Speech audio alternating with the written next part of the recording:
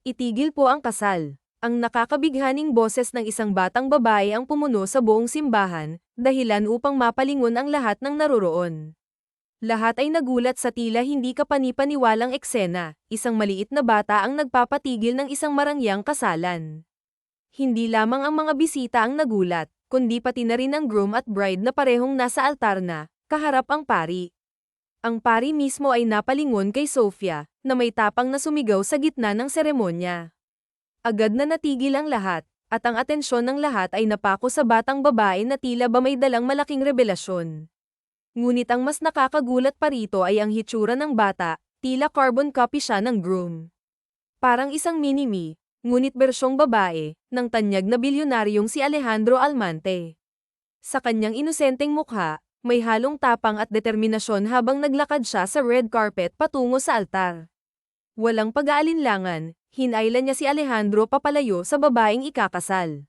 Hindi mo pwedeng pakasalan ang tatay ko, sabi ni Sofia, na may halong lamang at paninindigan, habang nakapamewang pa. Nagulat ang lahat sa pagtawag niyang, tatay, kay Alejandro.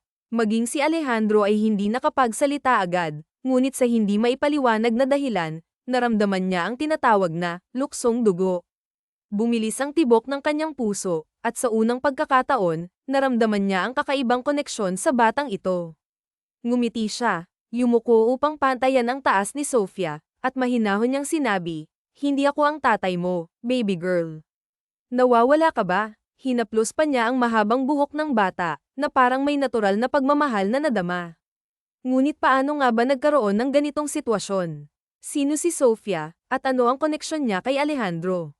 Alamin natin ang masalimuot ngunit kapanapanabik na kwento ni Alejandro Almante, isang lalaking pilit nilalampasan ang mga hamon ng buhay. Habang binabaybay niya ang daan patungo sa isang butik para sa kanyang kasuutan pangkasal, malalim ang iniisip ni Alejandro. Ilang araw na lang at ikakasal na siya kay Camila, ang kababata niyang ipinagkasundo sa kanya ng kanyang mga magulang.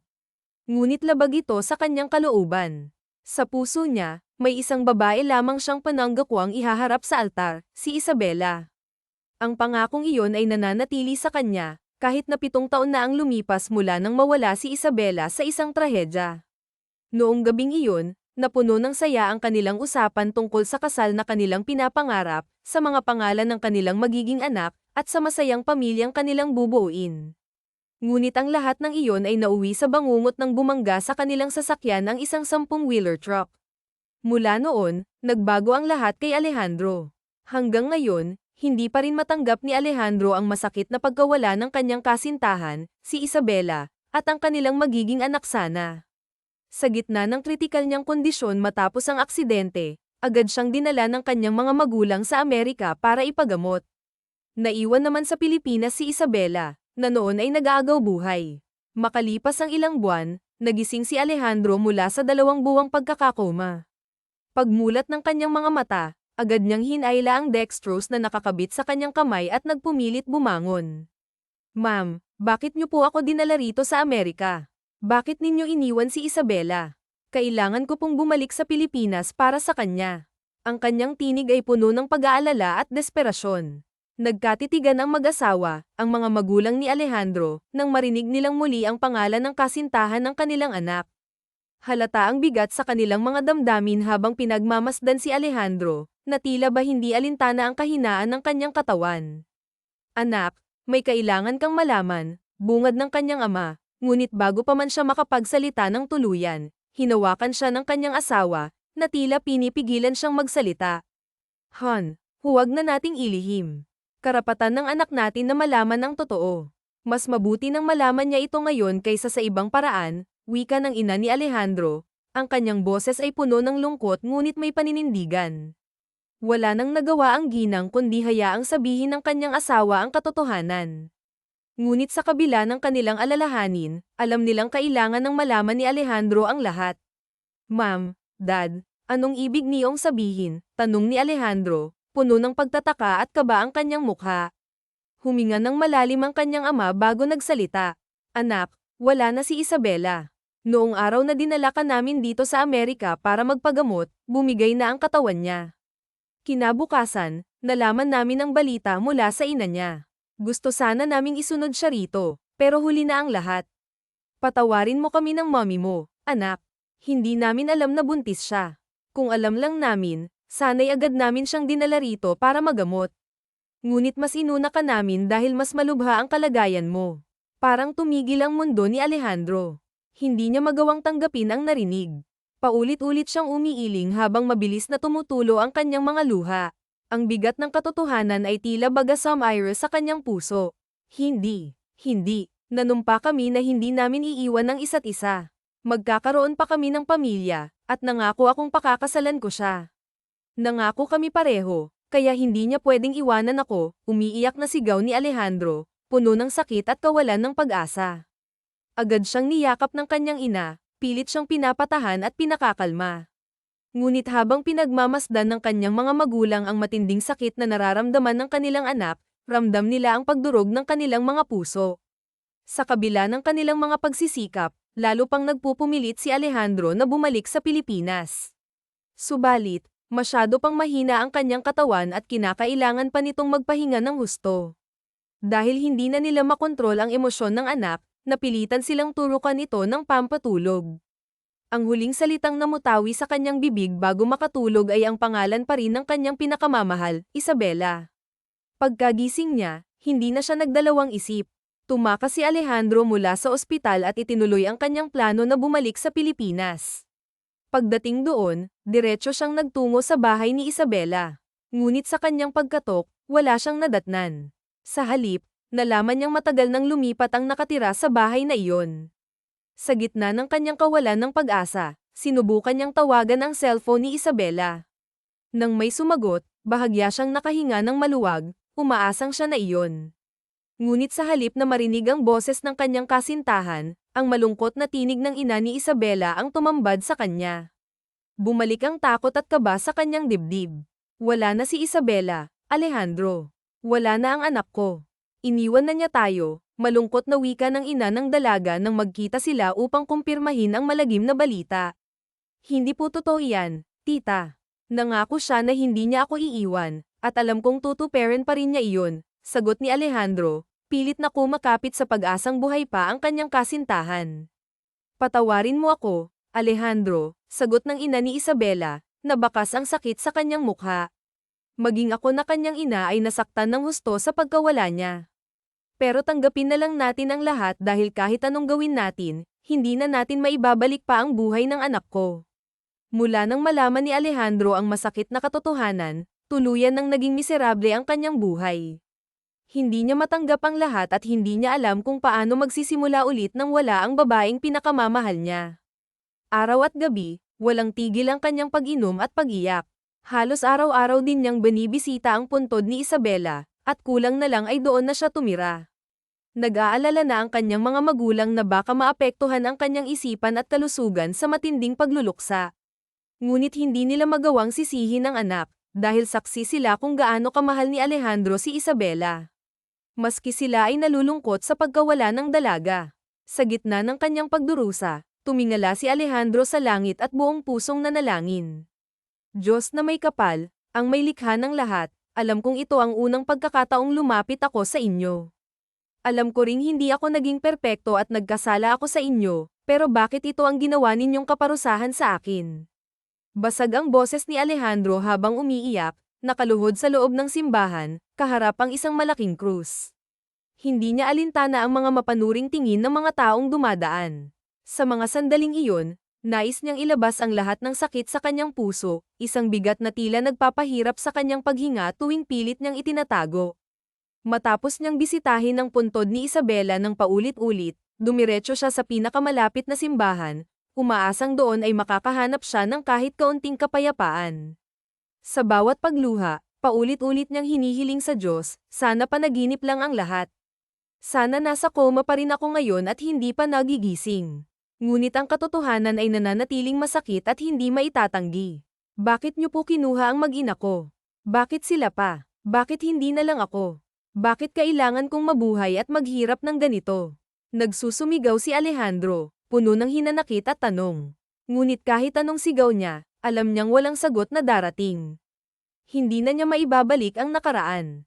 Ang tanging katotohanang kailangang harapin ni Alejandro ay ang pagkawala ng kanyang mag-ina. Lumipas ang mga taon, ngunit si Isabela pa rin ang nananatiling laman ng kanyang puso. Kahit pa malapit na siyang ikasal kay Camila, hindi niya magawang kalimutan ang babaeng minsang naging sentro ng kanyang buhay. Napilitan siyang sumang-ayon sa kagustuhan ng kanyang mga magulang na magpakasal, sapagkat kailangan na raw niyang magkaroon ng tagapagmana ng kanyang mga ari-arian at kumpanya. Labis man ang kanyang pagtutol, wala na siyang nagawa kundi sundin ito. Sa kabila ng lahat, pakiramdam niya ay wala ng saysay ang kanyang buhay. Nawalan na siya ng gana sa lahat mula nang mawala si Isabela. Habang nagmumuni-muni, biglang naputol ang kanyang pag-iisip nang marinig ang tunog ng kanyang cellphone. Napabuntong hininga siya bago ito sagutin. "I'm on my way," mabilis niyang sagot sa kabilang linya. Hindi na niya hinayaan pang magsalita si Camila dahil agad niyang ibinaba ang tawag. Ngunit sa kanyang pagmamaneho, bigla siyang napahinto ng masulyapan ng isang pamilyar na figure ng isang babaeng naglalakad sa gilid ng daan. Kumabog ng mabilis ang kanyang puso. Kahit nakatalikod, ang tindig nito, ang mahabang itim na buhok, at ang paraan ng pananamit ay tila si Isabela. Agad siyang bumaba ng kotse at hinabol ang babae. "Isabela," sambit niya, puno ng pag-asa. Hinawakan niya ang balikat ng babae, ngunit agad ding nabura ang kanyang pag-asa nang makita ang mukha nito, hindi siya si Isabela. Bakas ang pagkabigo sa kanyang mukha habang dahan-dahan niyang binitiwan ang babae. "Pasensya na po, miss. Napagkamalan ko lang po kayo," mahina niyang sabi bago bumalik sa kanyang sasakyan. Habang naglalakad pabalik, hindi niya maiwasang tanungin ang sarili, "Ano bang iniisip mo, Alejandro?" Matagal na siyang wala, matagal na siyang patay. Alam ni Alejandro ang katotohanan, wala na si Isabela. Ngunit bakit tila buhay na buhay pa rin siya sa kanyang isipan? Bakit sa mga nakaraang buwan ay tila napapadalas ang pagpapakita niya? Sa kabila ng lahat, patuloy pa rin siyang umaasa na isang araw ay gising siya mula sa bangungot na ito. Ngunit sa bawat paggising niya, ang katotohanan ay nanatiling pareho, wala na si Isabela, at kailanman ay hindi na siya babalik. Sa halip na dumiretso sa butik kung saan naghihintay si Camila, pinili ni Alejandro na dumaan muna sa sementeryo. Bitbit ang isang mabangong puting rosas, maingat niya itong ipinatong sa puntod na tila ba alaga niyang pinupunasan upang alisin ang alikabok. Ang bawat galaw niya ay puno ng paggalang at pagmamahal. "Ikakasal na ako, mahal," mahina niyang bulong habang bumibigat ang kanyang paghinga. Naupo siya sa tabi ng puntod ni Isabela, pilit na ngumiti, ngunit tila traidor ang kanyang mga luha na kusa na lamang bumagsak. Ang pagkawala ni Isabela at ng kanilang anak ay nag-iwan ng sugat na kailanman ay hindi maghihilom. Napatawa siya ng bahagya habang pinupunasan ang sariling luha, saka sinimulan muling kausapin ang puntod. "Okay lang ba kayo dyan ni baby, mahal? Dalawin niyo naman ako kahit sa panaginip lang. Miss na miss ko na kayo," maluha-luhang hiling ni Alejandro. Pumiyok pa ang kanyang boses dahil sa bigat ng damdamin. "Isabela, look, I kept my promise to you. I didn't end my life, but I was still dying inside." Si Alejandro, na bihirang magbukas ng kanyang damdamin sa iba, ay tila isang bukas na aklat sa harap ng puntod ni Isabela. Sa kanyang pamilya at kaibigan, palagi siyang nagpapakita ng lakas, ngunit sa mga sandaling ito, siya ay isang lalaking durog at nagdurusa. Ang bawat patak ng luha ay tila nagiging sagot sa bigat ng kanyang dibdib, ngunit hindi niya magawang itigil ang pag-iyak. Matapos ang ilang oras ng pananahimik at pagninilay, nagpasya si Alejandro na tumayo at magpatuloy sa kanyang araw. Dumiretso na siya sa butik kung saan naghihintay si Camila. Ngunit tila hindi pa tapos ang tadhana sa paglalaro sa kanya. Habang nasa kalagitnaan ng traffic, napatitig siya sa isang babae sa gilid ng kalsada. Ang dalaga ay kahawig ni Isabela, ang mukha, ang tindig, pati na ang aura nito. Hindi ito nakatalikod kaya malinaw niyang nakita ang mukha nito. Nakatayo ito na tila may hinihintay. Napapikit si Alejandro, umaasang pagmulat niya ay mawawala ang ilusyon. Ngunit sa kanyang pagbukas ng mata, parang ang bula na naglaho ang babae. Napabuntong hininga siya, pilit na ipinapasa walang bahala ang nakita. Imahinasyon lang ito, bulong niya sa sarili. Ngunit sa kabila ng kanyang pagdududa, isang tanong ang patuloy na bumabagabag sa kanya, paano kung si Isabela nga iyon? Paano kung buhay pa siya? Samantala, Sa ibang bahagi ng syudad, isang babae ang naiinip na naghihintay. Nasaan na ba ang babaeng iyon? Kanina pa ako naghihintay dito. Kailangan ko pang magluto para sa party ng anak ko, inis na sabi ni Isabela habang nagpapadyak at paulit-ulit na tumitingin sa kanyang cellphone. Bakit nakakunot ang noo ng beshi ko? Tanong ng isang babaeng biglang sumulpot sa tabi niya. Napasigaw si Isabela sa gulat, saka tumawa nang makita ang kaibigan na kanina pa niyang hinihintay.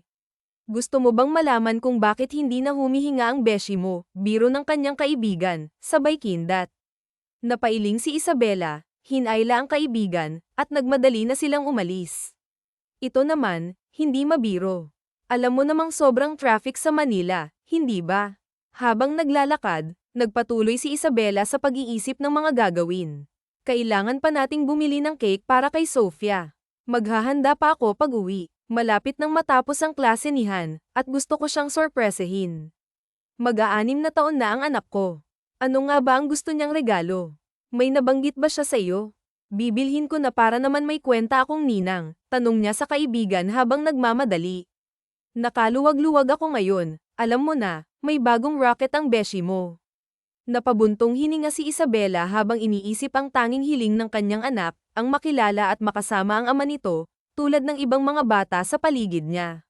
Bagamat nais niyang tuparin ang matagal ng kahilingan ng kanyang anak, wala siyang magawa. Paano nga ba niya maibibigay iyon kung maging siya mismo ay hindi alam kung sino ang ama ng bata? Pagkatapos ng aksidenteng iyon, nagising siyang walang maalala, maging ang kanyang sariling pangalan ay nabura sa kanyang isipan. Laking pagtataka niya nang malaman niyang nagdadalang tao siya, ngunit walang bakas ng alaala kung sino ang ama ng kanyang anak. Sinabi naman ng kanyang ina ang lahat ng detalye tungkol sa nangyari bago ang aksidente, maliban sa isang bagay, ang pagkakakilanlan ng ama ng kanyang dinadala noon. Sa tuwing tinatanong niya ito, palaging iniiwasan ng kanyang ina ang usapan, tila ba may itinatagong lihim na hindi niya kayang ihayag. Lumabas ang katotohanan na nagsinungaling ang ina ni Isabela kay Alejandro at sa pamilya nito. Kailangan niyang itago si Isabela mula sa kanila at ipalabas na patay na ito bilang bahagi ng isang kasunduan na pinasok niya kasama si Camila. Nang panahong dinala si Alejandro sa ibang bansa para magpagamot, si Isabela naman ay nasa ospital, agaw buhay at nangangailangan ng agarang operasyon. Ngunit walang sapat na pera ang kanyang ina para sa mga gastusin. Sinubukan niyang humingi ng tulong mula sa pamilya ni Alejandro, ngunit walang sumagot sa kanyang mga tawag. Naiintindihan niya iyon, nasa bingit din ng kamatayan si Alejandro kaya abala ang pamilya nito sa pagsagip sa buhay ng kanilang anak. Isang sitwasyong, life and death, ang lahat. Sa desperasyon ng kanyang ina na mailigtas si Isabela at ang sanggol sa sinapupunan nito, tinanggap niya ang alok ni Camila, ilayo si Isabela kay Alejandro at ipalabas na patay na ito kapalit ng libreng operasyon at bayad sa lahat ng gastusin sa ospital. Ang puntod na madalas puntahan ni Alejandro ay walang laman, isa lamang itong kasinungalingan na inimbento ni Camila upang gawing makatotohanan ang kanyang kwento. Ginawa niya ito dahil sa matinding pagmamahal kay Alejandro, kahit alam niyang hindi kailanman minahal ng binata ang kanyang puso. Naging makasarili si Camila, pilit na inaangkin si Alejandro, sapagkat siya raw ang nauna sa buhay ng binata bago pa dumating si Isabela. Pagdating ni na Isabela at Lucia sa kanilang bahay, dala ang mga pinamili nilang pagkain at isang simpleng cake, nagulat sila sa eksenang bumungad sa harap ng kanilang tahanan. Maraming tao ang nagkukumpulan, at may mga pulis na nakaparada ang sasakyan. Ayan siya, huliin niyo po yan. Scammer ang babaeng yan, sigaw ng isang babaeng hindi kilala ni Isabela. Manloloko ka, isauli mo ang pera namin. Napakawalan Gia mo, dagdag pa ng isa habang mabilis na lumapit kay Isabela, puno ng galit. Naguguluhan si Isabela, hindi alam kung ano ang nangyayari at kung bakit siya inaakusahan ng mga tao. Lumabas ang kanyang ina, mangiyak-ngiyak at agad na pumagitna upang protektahan si Isabela. Ganon din ang ginawa ni Lucia, na agad na tumayo sa tabi ng kaibigan upang pigilan ang galit ng mga tao. Ngunit sa kabila ng kaguluhan, nanatiling palaisipan kay Isabela ang totoong dahilan ng lahat ng ito. Sumama na lang po kayo sa amin sa presinto, ma'am, wika ng isang pulis bago tuluyang painesasan si Isabela. Sa gulat at pagkalito, nabitawan niya ang mga pinamili, at sa pilitan siyang isinakay sa police car. Teka, anong nangyayari? Bakit niyo hinuhuli ang kaibigan ko? Sigaw ni Lucia, ang kanyang matalik na kaibigan. Yun na lamang ang huling narinig ni Isabela bago sila tuluyang lumayo. Bagamat naguguluhan, pilit niyang pinapalakas ang loob. Alam niyang wala siyang ginagawang masama kaya't naniniwala siyang hindi siya dapat matakot. Kahit pa mahirap ang kanilang buhay, ni minsan ay hindi sumagi sa isip ni Isabela ang gumawa ng anumang labag sa batas. Huwag kang matakot, Isabela. Magiging maayos din ang lahat. Baka nagkamali lang sila, sabi ni Lucia, pilit na pinapalakas ang loob ng kaibigan. Oo nga, wala akong ginagawang masama, bulong ni Isabela sa sarili, pilit na pinapakalma ang kanyang isipan. Ngunit pagdating nila sa presinto, sinalubong siya ng galit na mga tao, karamihan ay hindi niya kilala. Inaakusahan siya ng panloloko at pagnanakaw ng pera, bagay na mariin niyang itinanggi. Hindi totoo ang mga paratang ninyo. Wala akong ginawang masama, giit ni Isabela habang patuloy na ipinapaliwanag ang kanyang panig. Gayunpaman, nagsampa ng kaso ang mga taong nag-aakusa sa kanya, at iginiit nilang iaatras lamang nila ito kapag naibalik ang perang sinasabing ninakaw niya. Sa kabila ng kanyang pagtanggi, wala siyang nagawa ng pansamantala siyang ikinulong dahil sa mga ebidensyang ipinakita laban sa kanya, mga ebidensyang alam niyang hindi totoo. Habang nasa kulungan, bumuhos ang luha ni Isabela nang marinig ang tinig ng kanyang anak. Nanay, sigaw ni Han, ang kanyang munting anak, na agad siyang niyakap sa kabila ng bakal na nakaharang sa kanilang dalawa. Nak, huwag kang mag-alala. Gagawin ko ang lahat para makalabas ako rito, sambit ng kanyang ina, pilit na pinapalakas ang loob ng anak. Alam niyang inosente siya at kailanman ay hindi niya kayang manloko ng kapwa, lalo na para sa pera. Nanay, huwag po kayong mag-alala. Ilalabas ko po kayo rito. Kukunin ko po yung naipon kong pera sa alkansya. Baka pwedeng pambayad yun para makalaya kayo. Makikiusap po ako sa mga pulis na andyan. Umiiyak na sabi ni Han, sabay turo sa mga pulis sa paligid. Sa murang edad, makikita ang busilak na puso ng bata. Marahan namang hinaplos ni Isabela ang mukha ng kanyang anak, habang tumutulo ang luha mula sa kanyang mga mata. Okay lang si nanay, anak. Huwag mo nang kunin ang naipon mo. Di ba? Inipon natin yun para sa pag-aaral mo. Nangako tayo na hindi natin yun bubuksan kahit anong mangyari. Makakalabas si nanay dito. Huwag kang mag-alala, mahinahong sagot ni Isabela, pilit na pinapakalma ang anak. Lumipas ang ilang araw, ngunit nananatili pa rin si Isabela sa kulungan. Ang kanyang ina ay napilitang umutang sa iba't ibang kakilala upang mabayaran ang mga taong nagsampa ng kaso laban kay Isabela, ngunit hindi pa rin sapat ang mga ito upang agad siyang mapalaya. Samantala, si Lucia ay unti-unting kinakain ng konsensya. Alam niyang siya ang tunay na may sala sa lahat ng nangyari. Ang bagong racket na kanyang sinubukan ay panloloko gamit ang mukha at pangalan ni Isabela. Hindi niya akalaing haantong ang lahat sa ganitong sitwasyon. Ang perang nakuha niya mula sa mga niloko ay nagastos na rin niya para sa gamot ng kanyang may sakit na ina at sa pag-aaral ng kanyang mga kapatid. Nanay Lucia, hindi pa po ba makakalabas si nanay sa kulungan? Wala pa po ba tayong pwedeng gawin upang makasama na natin ulit si nanay? Malungkot ang boses na tanong ni Han kay Lucia. Siya muna kasi ang nagbabantay sa inaanak niya dahil nga nasa kulungan si Isabela at maaga ring umalis ang lola nito upang maghanap ng mapag-uusapan. Pikit naman ang mariin si Lucia bago hinarap ang inaanak. Gusto mo bang makilala ang tatay mo? Bigla ang tanong nito kay Sofia. Buong gabing pinag-isipan ito ni Lucia at ito lang ang nakikita niyang paraan upang matulungan na makalabas sa kulungan ang kaibigan. Saksi ang dalaga sa lahat ng nangyari kay Isabela. Alam niya rin ang lahat dahil matalik na kaibigan nito si Isabela noon at para na rin niyang pangalawang ina ang ina ng kaibigan. Kilala niyo po ang tatay ko. Matutulungan niya po ba tayong ilabas si nanay sa kulungan? Inosenteng tanong nga nito na kinatango lang ni Lucia. Samantala sa kabilang dako naman ay araw na nga ng kasal ni Alejandro. Maraming mga damalong tanyag na mga negosyante at mga piling na mga reporters. Laman na rin ng balita ang kasal ng binata na tila inaabangan ito ng karamihan. Isang grandeng kasalan ang nagaganap ngayon sa simbahan. Maraming mga palamuti at sa isang tingin mo pa lang ay mamamangha ka sa ganda. Ngunit napatigil ang kasal ang nagaganap ng may biglang sumigaw, itigil po ang kasal. Pero sinabi nga ni Alejandro na hindi siya ang tatay. Na ang batang sumigaw ang bata nga ay si Han. Hindi po ako nawawala at ikaw nga po ang tatay ko. Pinuntahan po talaga kita rito pagpupumilit naman ni Han bago may kinuhang nakatuping litrato na nakasilid pa sa kanyang maliit na bulsa at ipinakita ito kay Alejandro. Nagulat at parang napako naman ang binata sa kanyang kinuupuan ng baklatin nga niya ang nakatuping litrato. Hindi siya makagalaw dahil nakatuon na lamang ang kanyang pansin sa imaheng nakapaloob doon. Anak, what's happening here at sino itong batang ta? Bakit tinatawag kanyang tatay? Nagtatakang tanong ng ina ni Alejandro nang makalapit ito sa gawin ng anak. Ma, basag ang boses na tawag ni Alejandro sa kanyang ina at nanginginig pa ang kamay nito nang ipinakita sa ina ang litratong hawak niya. Oh my God! Napatakip nga ng bibig ang ginang at hindi siya makapaniwala nang makita ang nilalaman ng litrato. Naglalaman kasi ito ng mukha ni Isabela habang katabi ang anak na si Han, isang family picture ito. Nang makabawi naman sa gulat si Alejandro, mangilid-ngilid na nga ang kanyang luhang hinawakan sa magkabilang balikat si Sofia. Saan mo ito nakuha? Bakit kami nilitrato sa kanya? Puno ng pagtatanong ang isipan ni Alejandro. Nakalimutan na nga yata niyang ipagpatuloy ang sarili niyang kasal. Mas lalong bumilis ang pagkabog ng kanyang dibdib. Alejandro, mas importante pa ba yan kaya ipagpatuloy ang kasal natin?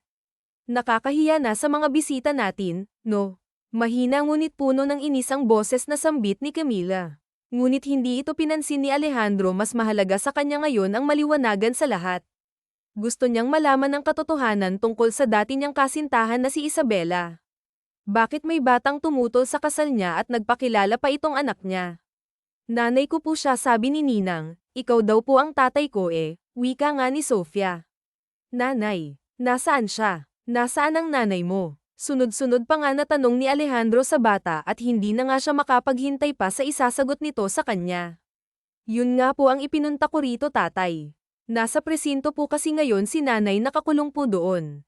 Wala naman po siyang kasalanan Kailangan ko po yung mama ko, mabait po si nanay, hindi po siya gumagawa ng masama, tinuro nga po niya sa akin na bawal gumawa ng bad things.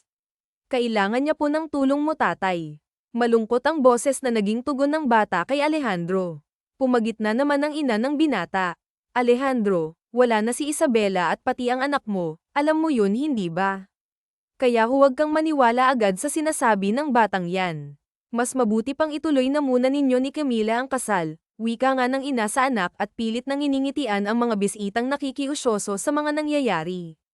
Nakafocus na rin ang lahat ng camera at cellphone sa nangyayari at baka nga maya-maya ay laman na nga ng balita si Alejandro tungkol sa kaguluhan. Hindi pa po patay si nanay, pagtatama ni Han sa ginang, at saka po hindi po ba sapat na magkamukha kami ni tatay? Dagdag na tanong naman nito na itinabi pa nga ang kanyang mukha sa binata upang patunayan sa lahat na anak nga siya ni Alejandro sa pamamagitan ng pagkakahawig nila sa isa't isa na siya namang sinang ayunan ng karamihan dahil mag-ama nga sila kung titignan. Umiiling-iling si Alejandro sa kanyang ina nang tignan niya ito, alam niyang mahirap paniwalaan ang lahat dahil matagal naman nang patay si Isabela pero may isang parte sa kanyang puso na gusto pa rin niyang paniwalaan ang sinasabi ng bata. Kahit pa napaka-imposible na nito. Gusto niyang paniwalaan na baka nga nabuhay muli ang halos magpipinta ng patay niyang kasintahan. Nagbabaka sakali pa rin siya hanggang ngayon na sana panaginip lang ang lahat, na sana buhay pa nga ang kanyang mag-ina. But I need to confirm it, ma'am. Alam niyong hindi ako matatahimik kapag hindi ko malalaman ang totoo. Ano ba ang kukumpirmahin mo, Alejandro? She's dead. Gusto mo bang hukayin pa natin ang libingan niya para matauhan ka? Asak na ngayon ang kanyang ina. It's your wedding day, son. Sisirain mo lang ba ito dahil sa isang kasinungalingan, Alejandro? Huwag mo naman akong ipahiya sa lahat, ituloy na natin ang kasal. Nag-aalala pa ngang wika ni Camila na hindi na mapakali sa kinatatayuan niya ngayon, hinawi pa nga niya ang kanyang belo. Hindi na pinansin pa ni Alejandro ang galit na ina at si Camila dahil mabilis na nga niyang kinarga ang bata papaalis sa simbahan.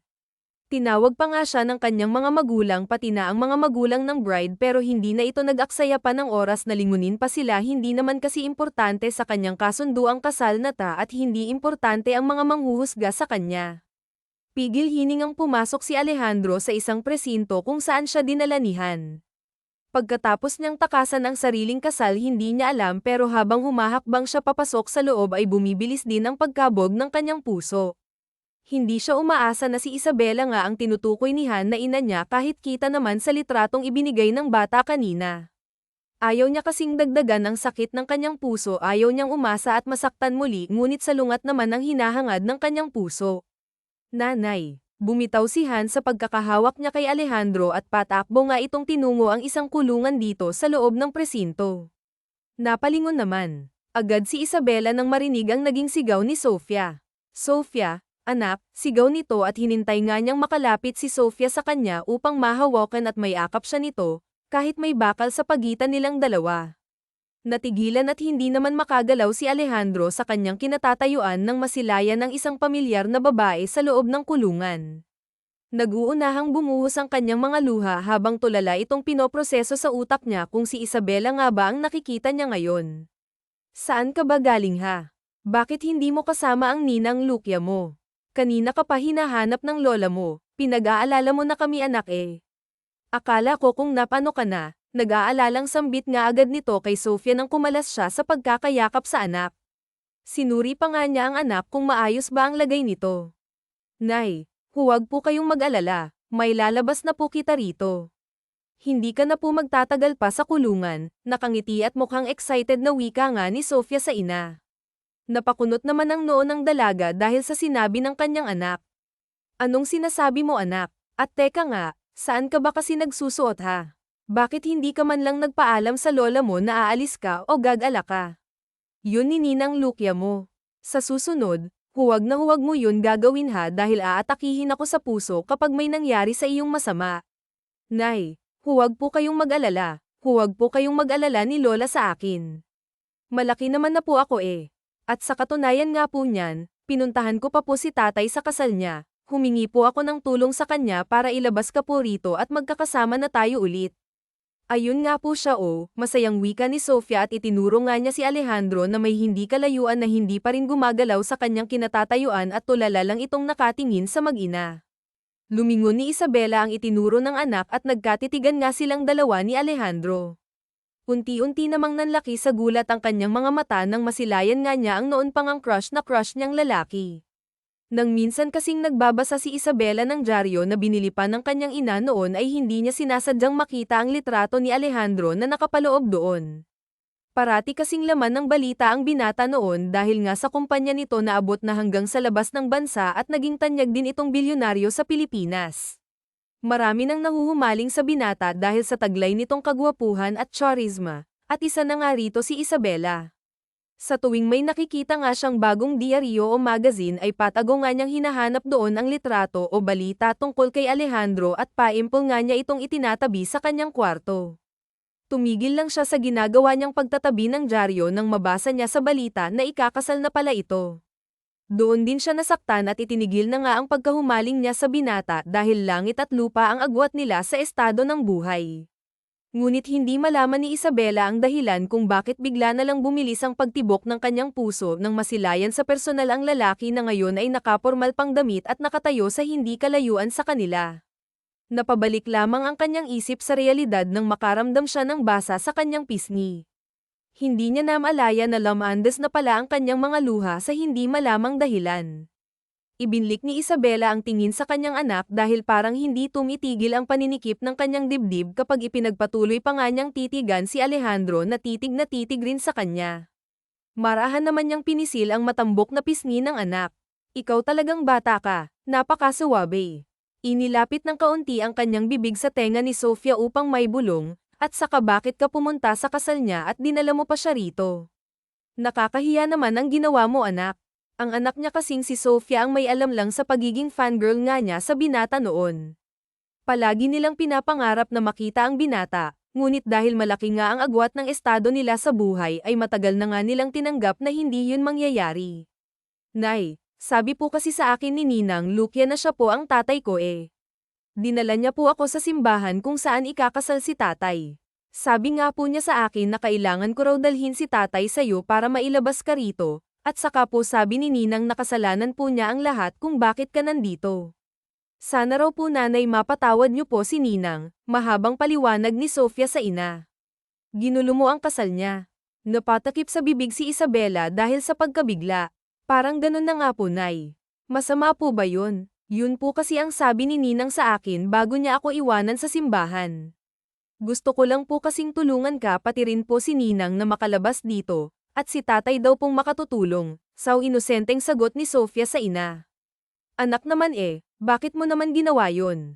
At saka hindi mo siya tatay. Di ba ipinaliwanag naman ni nanay sa'yo noon ang lahat at naiintindihan mo naman yun kasi nga malaki ka na. Hindi ko rin naman kasi alam kung sino ang tatay mo. Siya po ang tatay ko, Nay.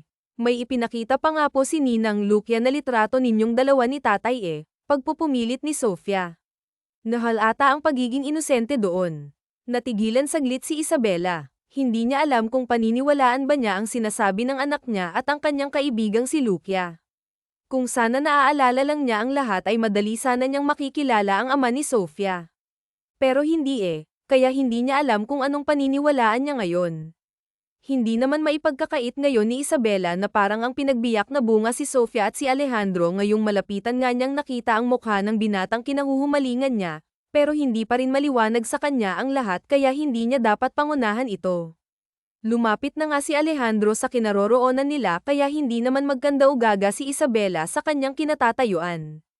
Nahihiya siya dahil nasa loob nga siya ng isang kulungan ngayon at dugyutin siya kung tingnan dahil ilang araw na nga siyang hindi man lang nakaliligo.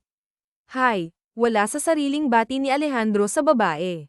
Nahihiya namang ngumiti lang si Isabela rito at hindi niya alam kung anong uunahin niyang sasabihin sa lalaki. Hi rin po sir. Sorry po kung masyadong pilyo po yung anak ko at ginulo daw po yung kasal ninyo. Hindi ko po alam kung paano siya napapunta rito pero pasensya na po sa abala sir, pasensya na po talaga.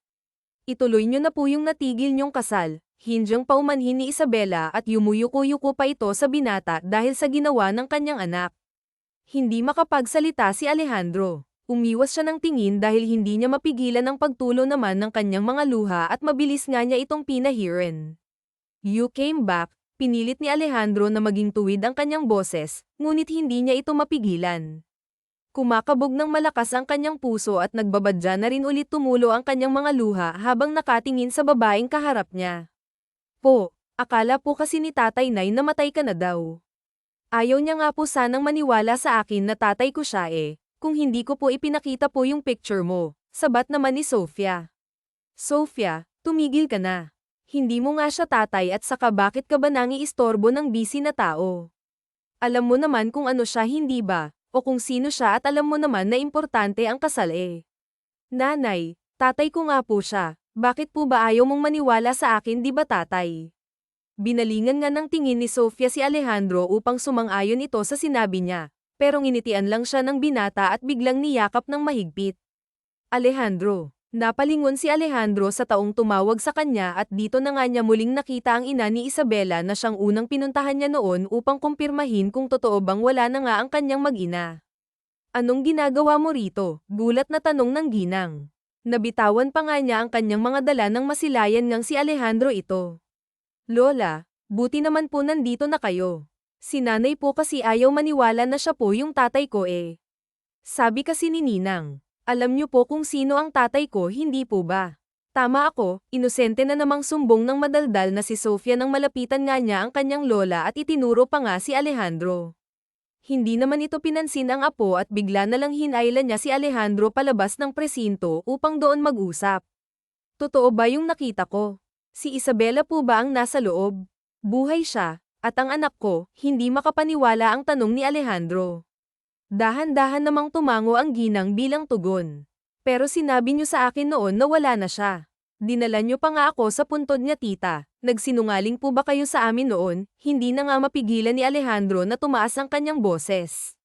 Hindi niya akalain na naging miserable ang buhay niya nitong mga nakaraang taon dahil lang sa isang kasinungalingan. Mahabang paliwanag ang ginawa ng ginang. Tahimik lang na nakikinig si Alejandro upang maliwanagan siya dahil hindi pa rin siya makapaniwala hanggang ngayon. Ngayon niya napagtanto na hindi siya namamalik mata nitong mga nakalipas na araw. Si Isabela nga ang nakita niya noon na nakatayo sa kabilang bahagi ng kalsada. Bakit parang hindi niya ako kakilala? Matapos ang pagiging coma niya ng isang buwan nagising na lamang siya bigla at wala nang maalala. Sabi ng doktor temporary amnesia lang daw ito, pero hindi ko alam kung bakit hanggang ngayon hindi pa rin bumabalik ang kanyang alaala. Pasensya na Alejandro. Sorry sa lahat. Gusto ko lang na mabuhay ang anak ko kaya sana maintindihan mo ako kung bakit ko yun nagawa sa'yo, sa inyo ng anak ko, umiiyak na sagot na nga ng ina ng babae. Napahilamos sa mukha at napasabunot sa buhok na lamang ang tanging nagawa ni Alejandro.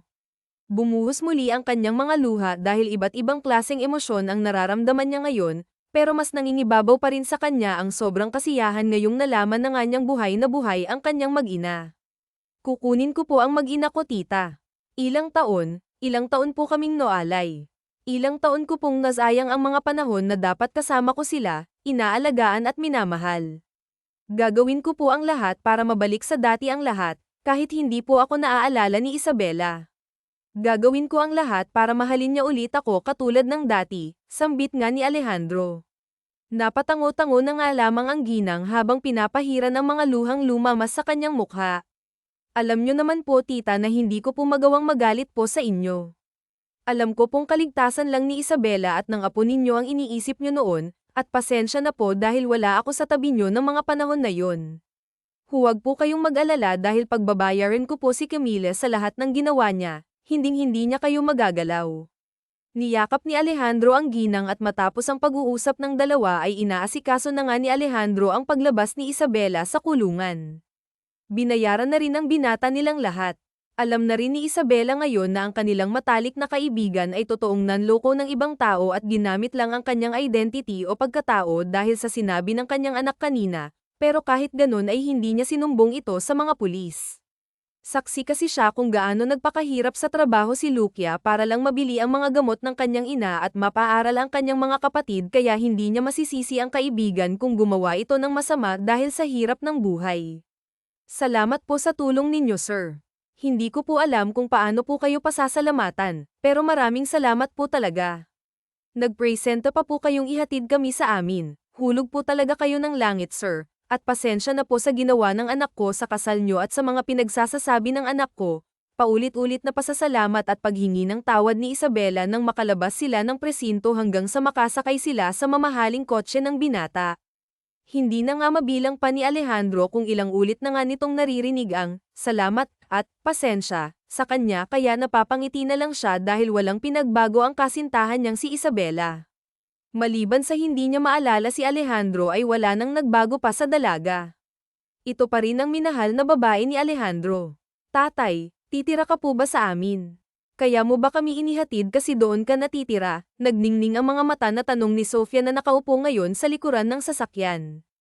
Sofia, kailan ka ba titigil na bata ka? Sermon na naman ni Isabela sa anak nang lingunin niya ito mula sa passenger seat. Napanguso naman ito at napayakap na lang sa katabi niyang lola. Hindi anak, kukunin lang natin ang mga gamit ninyo ng nanay mo at sa akin na kayo titira mula ngayon, wika ni Alejandro habang nakatuon ang kanyang tingin sa daan. Ikinagulat naman ni Isabela ang pagtawag na, anak, ni Alejandro kay Sofia na tila ba sumasang-ayon siya na ito nga ang tatay ng kanyang anak. Sumigla naman ulit si Sofia dahil sa sinabi ng kanyang ama. Pero bakit po sir? Bakit po kami titira ng anak ko sa inyo? Ngayon lang naman po tayo nagkakilala at saka hindi naman po kayo ang tatay ni Sofia, naguguluhan ang mukhang tanong ni Isabela. Anak, siya ang tatay ni Sofia. Magkasintahan kayo noon. Hindi mo siya maalala, pero mapapatunayan ko sa iyo na totoo ang mga sinasabi ko at ng anak mo, biglang wika ng kanyang ina. Sabi ko naman po sa iyo nanay Hindi po kayo naniniwala kasi sa akin, sabi pa nga ni Sofia. Napatakip sa bibig sila dahil sa gulat. Pinisil-pisil pa nga niya ng marahan ang pisngi ni Alejandro, sinundot-sundot nga ang pisngi nito upang patunayan na totoo ang lahat. Ikinangiti naman ito ng binata. Hindi kasi siya makapaniwala na ang kinahuhumalingan niya noon at ang taong nakikita niya lang hanggang dyaryo at balita ay kaharap niya ngayon at sinasabing tatay pala ng kanyang anak at nobyo niya dati. Hindi nga po, nanay. Talaga po ba? Pero mayaman siya at saka bilyonaryo pa. Paano namang magkasintahan kami dati? Napaka-imposible naman po. Kamot-ulong tanong pa nga ni Isabela na para sa kanya ay mahirap paniwalaan.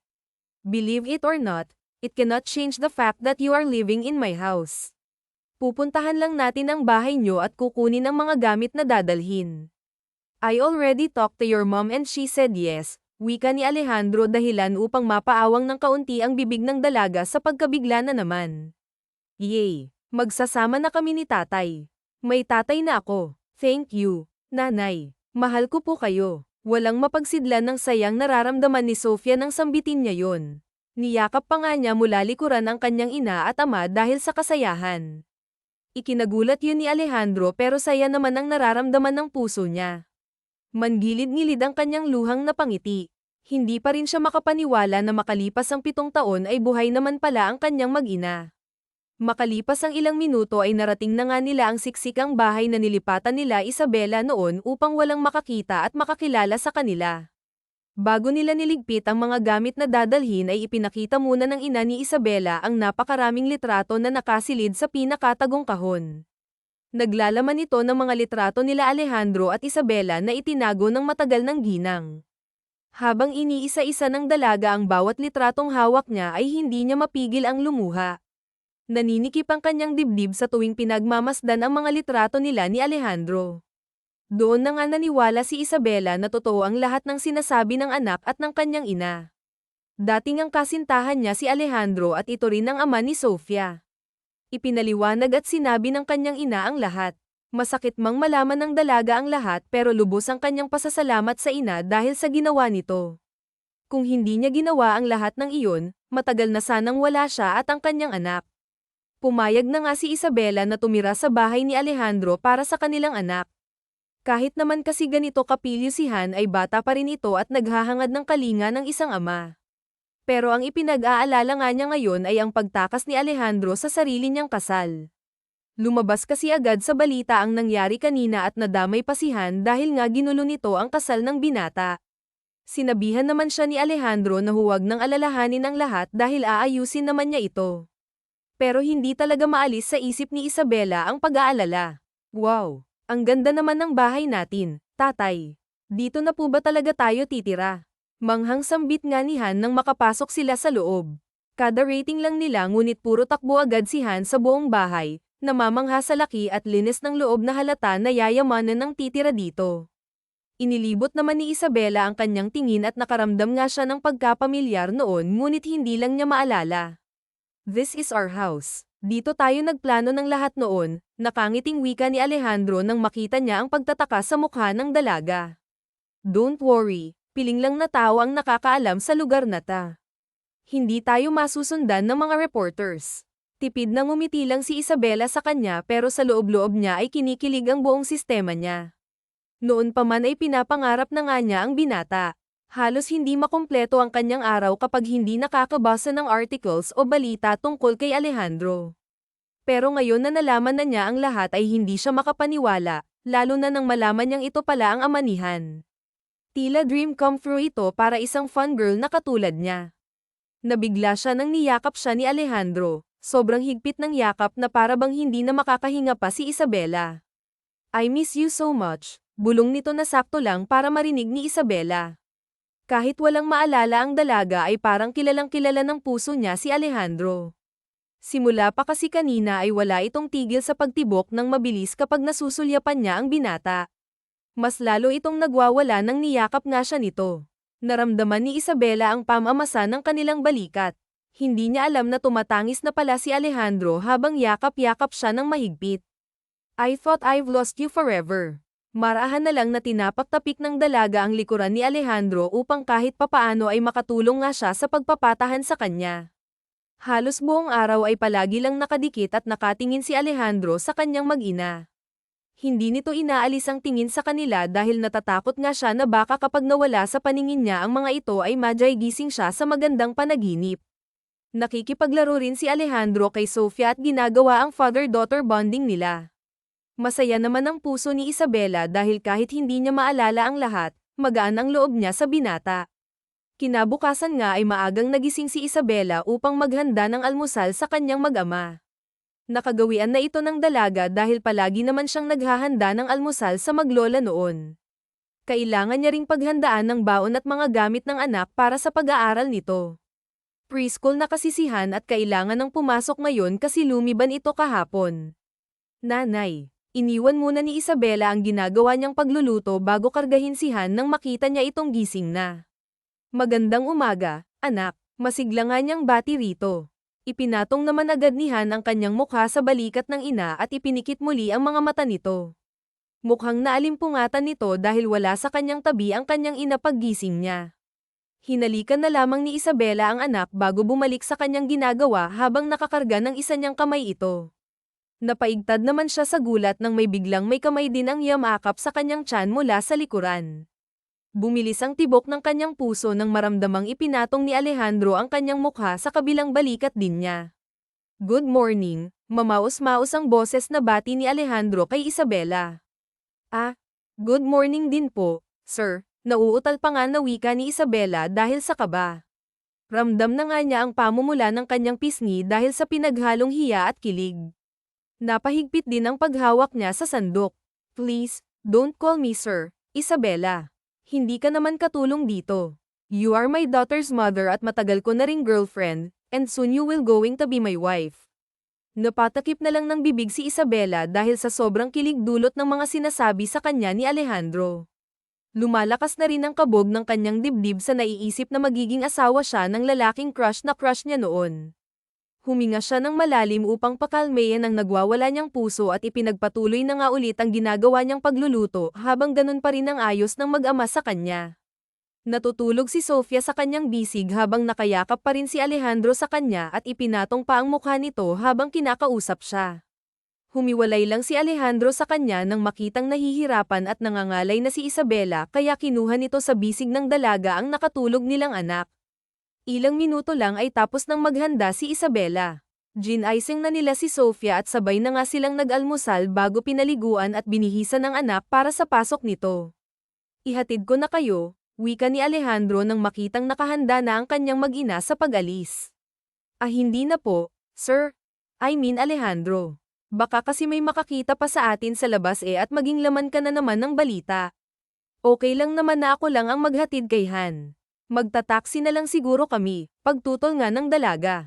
Laman pa rin kasi si Alejandro ng balita dahil sa ginawa nitong pagtakas sa mismong kasal niya at ayaw naman ni Isabela na madagdagan pa ang isyu nito kapag nagkataon na may makakita sa kanila na magkasama. Wala akong pakialam sa mga reporters o kung ano man ang mga sasabihin nila. If they really want to know the truth, then I'll be honest to them. Sasabihin ko sa kanila kung anong nangyari, sasabihin ko kung ano kayo sa akin, na pamilya ko kayo, sambit ni Alejandro na halata sa boses ang pagiging seryoso. Nagwawala na naman ang puso ni Isabela dahil sa sinabi nito. Please, hayaan mo na lang akong hatid sundo ko ang anak ko, nagsusumamong pakiusap ni Alejandro sa kanya. Nakisali na rin si Han at ipinagdidiinan niya sa paghatid sa kanya sa paaralan na pinapasukan niya. Gusto niyang maramdaman na ihahatid ng sariling ama sa eskwelahan katulad ng kanyang mga classmates. Please po, nanay, pumayag na po kayong ihatid tayo ni tatay. Napabuga na lang ng hangin si Isabela dahil sa pakiusap ng kanyang mag-ama. Pumayag na lang siya dahil wala naman siyang magagawa pa dahil masyadong mapilit ang kanyang anak. Hindi kanya titigilan nito hanggat hindi niya nakukuha ang gusto niya. Karga-karga naman ni Alejandro si Han habang papalabas ng bahay. Sumakay na nga sila sa mamahaling kotse ng binata at binaybay na nga ang daan tungo sa paaralan na pinapasukan ni Sofia. Babay po nanay. Babay po tatay. Paalam ni Han sa kanyang mga magulang bago humalik sa mga pisngi nila at pumasok na nga ito sa loob. Susunduan ka ni tatay mamaya ha. Pahabol na sigaw naman ni Alejandro sa anak at nakangiti pa itong kamakaway. Opo tatay. Mahal ko po kayo. Sigaw pabalik ni Sofia. Ihinatid muna pabalik ni Alejandro si Isabela sa kanilang bahay bago nagpaalam dito na may aasikasuhin lang siyang importante sa kanyang kumpanya. Hinalikan pa nga niya ng mabilisan sa pisngi ang dalaga bago umalis. Napapatalon naman sa kilig si Isabela at may malawak na ngiti sa kanyang labi habang pumapasok ito sa bahay. Kanina kasi namumula lang ng malkamatis ang kanyang pisngi pero hindi pinahalata ang kanyang kinikilig na ngiti. Hindi niya kasi ine-expect na ganun ang gagawin ni Alejandro sa kanya.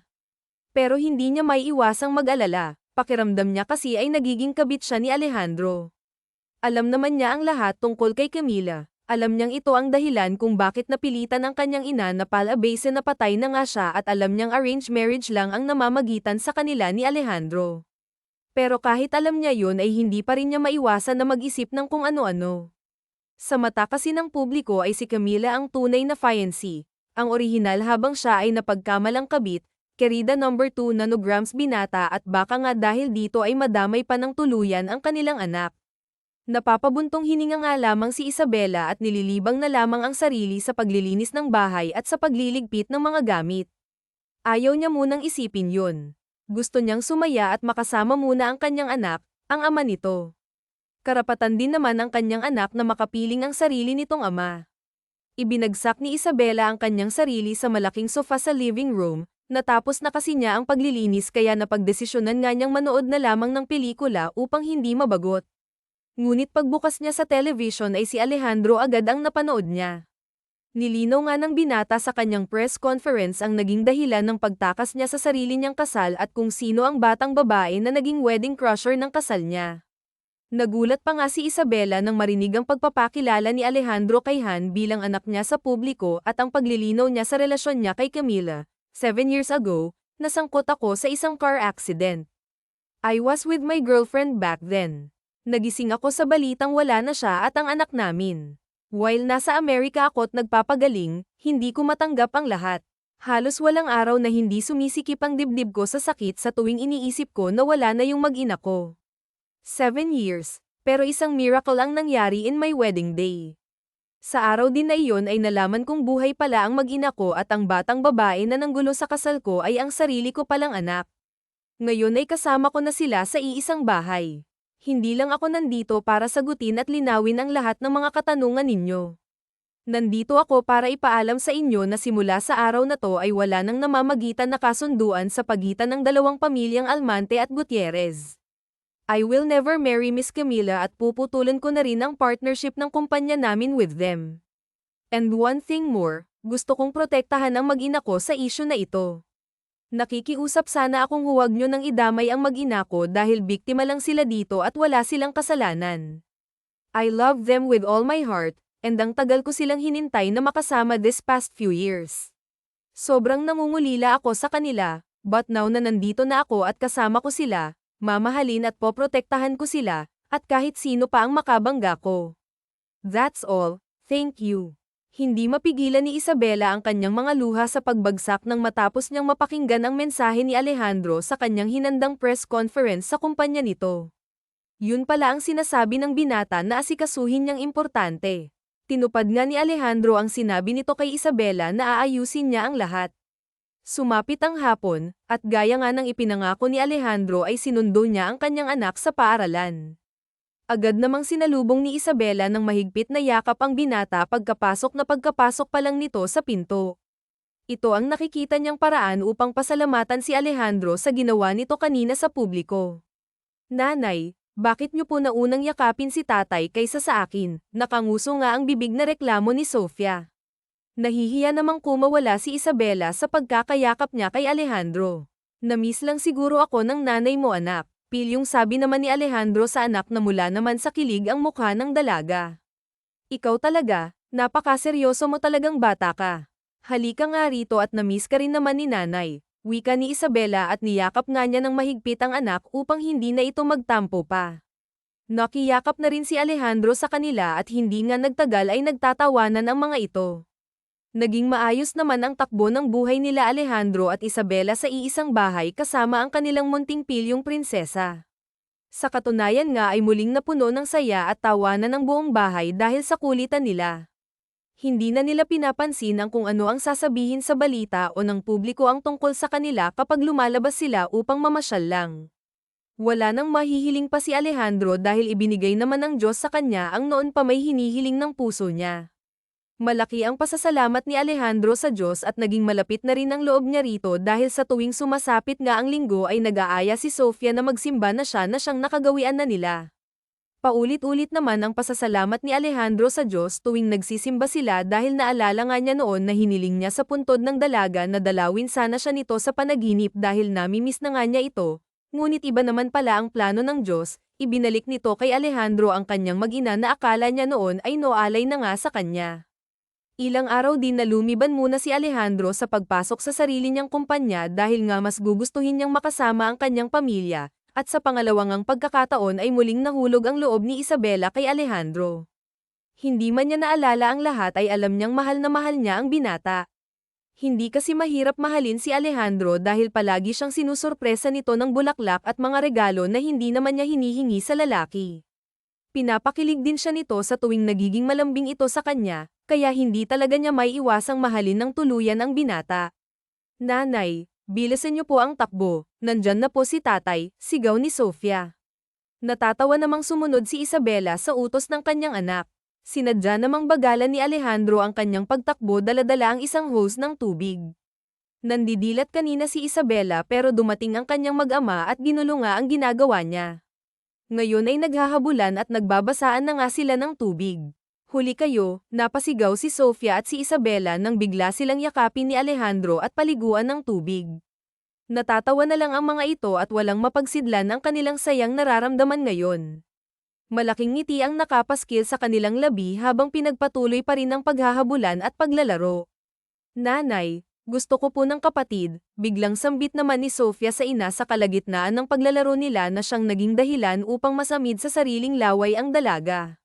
Marahan namang natawa si Alejandro dahil sa hiniling ng anak at napahinto pa nga sila sa paglalaro dahil dito. Ano bang gusto mo anak? Brother o sister? Tanong naman ni Alejandro rito na halata namang inaasar na naman si Isabela dahil nagsimula na ngang mamula ang kanyang mga pisngi. Gusto ko po ng baby brother tatay, masiglang sagot ni Sofia na mas lalong ikinapula ng pisngi ni Isabela sa hiya. Sige, ibibigay namin yan ng nanay mo, nakaayos ang sambit ni Alejandro.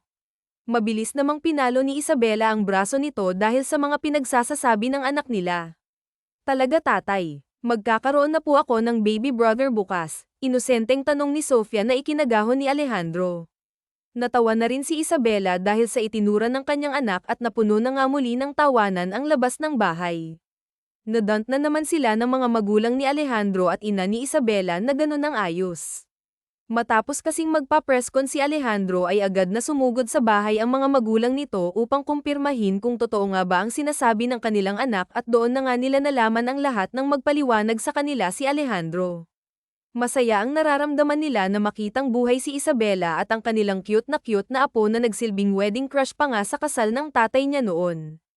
Dahil weekend ay bumisita nga ang mga ito kila Isabela para na rin madalaw ang apo nilang si Sofia dahil miss na nga nila ito kahit ilang araw pa lang ang lumipas noong huling kita nila rito. Napakamasayahin kasi ni Sofia kaya napapaligaya niya ang kanyang mga lolo at lola sa tuwing nadalaw ito sa bahay nila. Hindi muling nagpakita pa si Camila kay Isabela mula nang minsang kinumpronta niya ito sa ginawa noon. Hindi naman itinanggi yun ni Camila at sa katunayan nga niyan ay tila mukhang ipinagmamalaki pa nga niya ang ginawa niya noon. Binyantaan din ito ni Alejandro na pababagsakin niya ang kumpanya ng pamilya ni Camila kung hindi ito titigil sa pagiging delusional nito at manipulative. Nasindak naman agad si Camila at nabalitaan na nga lang nila na ng ibang bansa na nga ito. Ano pa ba ang kulang? Tanong ni Isabela sa sarili habang daladala ang listahan na bibilhin niya sa palengke. Hindi na siya pumayag na samahan pa siya ni Alejandro dahil ayaw niyang lumiban na naman ito sa trabaho niya sa sarili niyang kumpanya.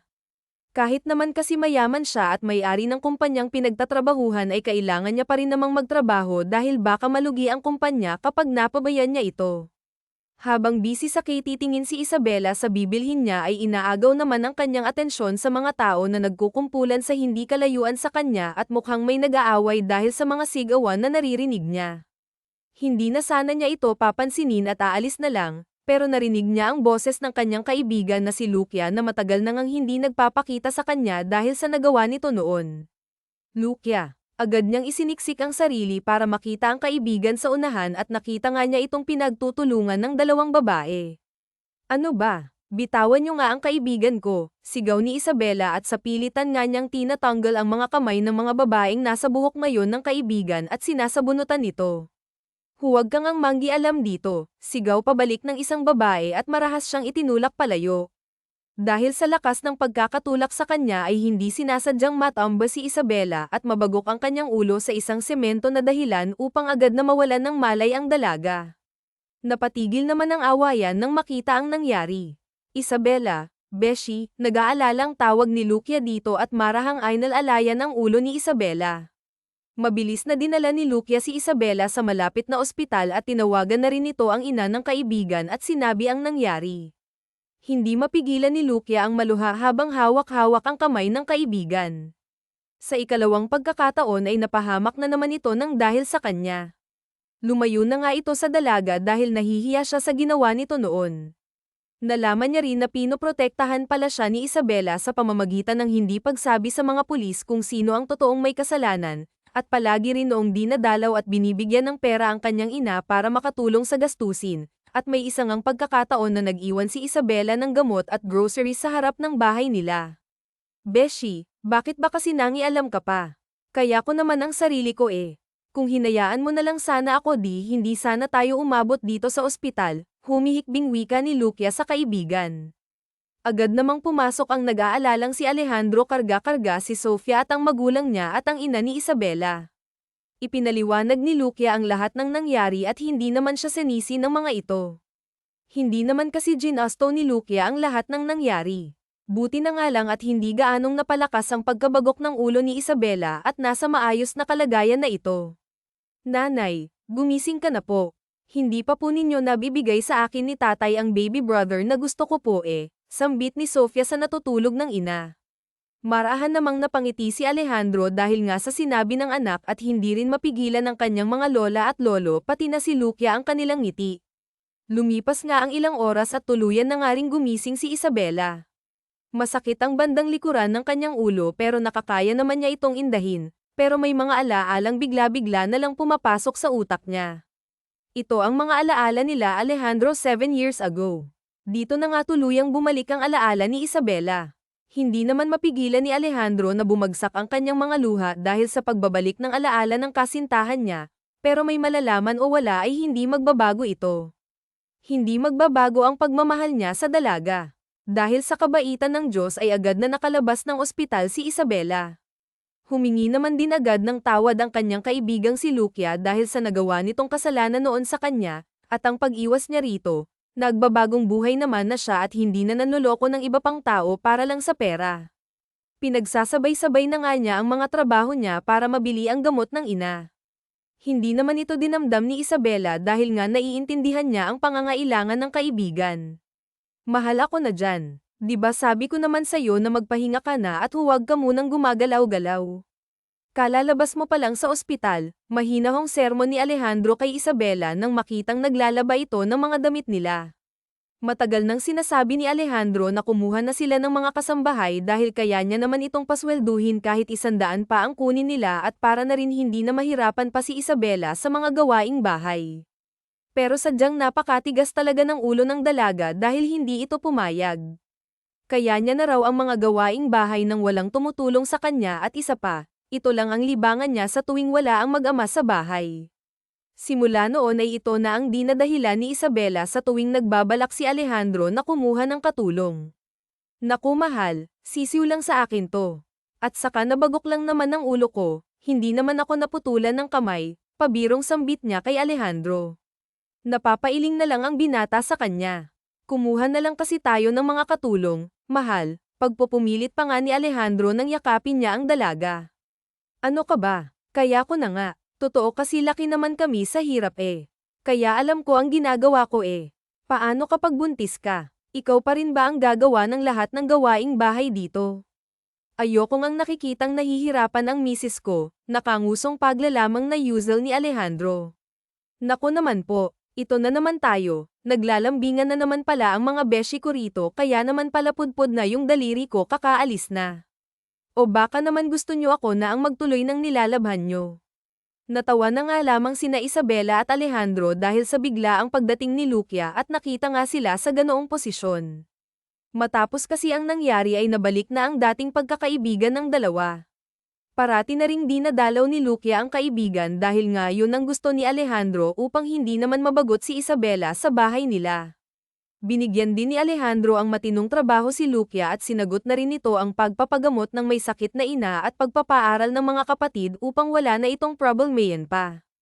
Iniwan na nga ni Alejandro ang dalawa at umalis na nga ito dahil may aasikasuhin pa daw siyang importante. Pero ang totoo naman ay ilang araw na nga niyang pinaghahandaan ang wedding proposal niya kay Isabela at sangkot nga ang lahat dito maliban lang kay Isabela na wala talagang alam. Naisip kasi ni Alejandro na ayaw na nga niyang patagalan pa ang lahat at gusto na nga niyang iharap sa altar ang babaeng totoong minahal niya at hiniling niya sa Diyos noon pa. Plano sana niyang isabay sa kaarawan ng dalaga ang proposal na ihahanda niya. Habang nalalapit ang kaarawan ni Isabela ay nagiging busy na nga rin si Alejandro. Maaga itong umaalis at gabi naman kung umuuwi. Hindi naman maiwasang magduda ni Isabela dahil kagabi kasi ay tumawag siya sa sekretarya ni Alejandro para sana tanungin kung anong oras uuwi ang boss nito. Pero sabi naman nito ay nag-leave lang ng ilang linggo si Alejandro. Lucia, paano nga kung may ibang babae si Alejandro? Maluhaluhang tanong ni Isabela sa kaibigan matapos siyang magkwento rito. Hay naku Isabela, ngayon ka pa ba magdududa kay Alejandro 7 taon na ngayon nagluksa dahil akala niya patay ka na kaya hindi yun magagawa ni Alejandro sa'yo.